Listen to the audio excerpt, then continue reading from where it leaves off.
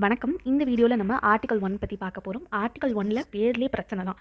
India that is Bharat. இந்த பாரத்ன்ற பேர் வைக்கிறதா இந்தியான்ற பேர் வைக்கிறதான்னு யோசிச்சு 2 பேருமே வச்சுட்டாங்க. India that is Bharat is a union of state. ஸ்டேட்டோட எல்லா ஸ்டேட்டும் சேர்ந்தது தான் இந்தியா அப்படின்னு சொல்கிறாங்க.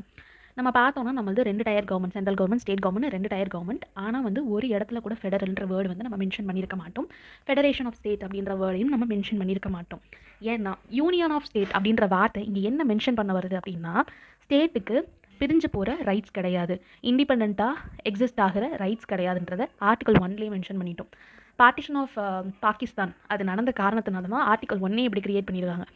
அடுத்து இன்னொரு ரீசன் என்னென்னா, எல்லாருமே ரீஜனலாக எல்லாருமே ஒற்றுமையாக இருந்ததை பார்த்தாங்க. ஸோ பிரிஞ்சு போகிற காரணங்கள் நிறைய இருந்ததுனால தான் ஆர்டிகல் 1 இப்படி கிரியேட் பண்ணியிருக்காங்க. யூஎஸ் ஃபெடரேஷன் அவங்களுக்கு ஒரு கான்ட்ராக்ட் மாதிரி. அவங்க இண்டிபெண்ட்டாக எக்ஸிஸ்ட் ஆகியிருந்தாங்க. அவங்க எல்லாரும் சேர்ந்து நாங்கள் இருக்கோம் அப்படின்னு சொல்லிட்டு அவங்களாம் போட்டுக்கிட்ட கான்ட்ராக்ட் தான். ஸோ ஃபெடரேஷனும் நம்மளும் சேம் கிடையாது இந்த இடத்துல.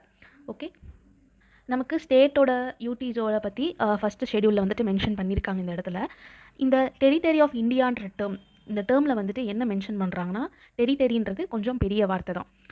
ஏரியா வைஸ் சொல்லப்போனால் யூனியன் ஆஃப் ஸ்டேட்டை கம்பேர் பண்ணும்போது, யூனியன் ஆஃப் ஸ்டேட்னா ஸ்டேட் மட்டும்தான், டெரிட்டரிங்கிறது ஸ்டேட்டு, யூனியன் டெரிட்டரி. அதுக்கப்புறம் டெரிட்டரியை அக்வயர் பண்ணோம், கைப்பற்றணும், நமக்கு கிடைச்சது அப்படின்னா நம்ம அதையும் டெரிட்டரி கூட ஆட் பண்ணிக்கலாம் அப்படின்றத, இது மூணும் சேர்ந்தது தான் டெரிட்டரி அப்படின்னு சொல்லப்படுதுன்னு சொல்லியிருக்காங்க.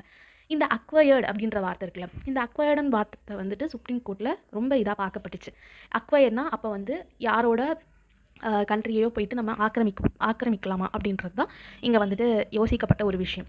ஆக்சுவலாக இன்டர்நேஷ்னல் லா படி, இப்போ எக்ஸாம்பிளுக்கு ஸ்ரீலங்காவை எடுத்துப்போம். ஸ்ரீலங்கா நம்ம கூட சேரணும் அப்படின்னு விருப்பப்பட்டால், அதுக்கப்புறம் இன்டர்நேஷ்னல் லா படி இது எல்லா படியும் நம்ம இந்தியா கூட ஸ்ரீலங்காவை சேர்த்துக்கிறோம் அப்படின்னா அப்படி பண்ணலாம்.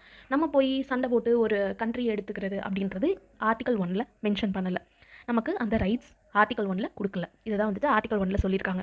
ஸோ யூனியன் ஆஃப் ஸ்டேட்ன்றது சின்ன டேர்ம் தான், ஆனால் டெரிட்டரின்றது பெருசு. ஓகேவா? தேங்க்யூ.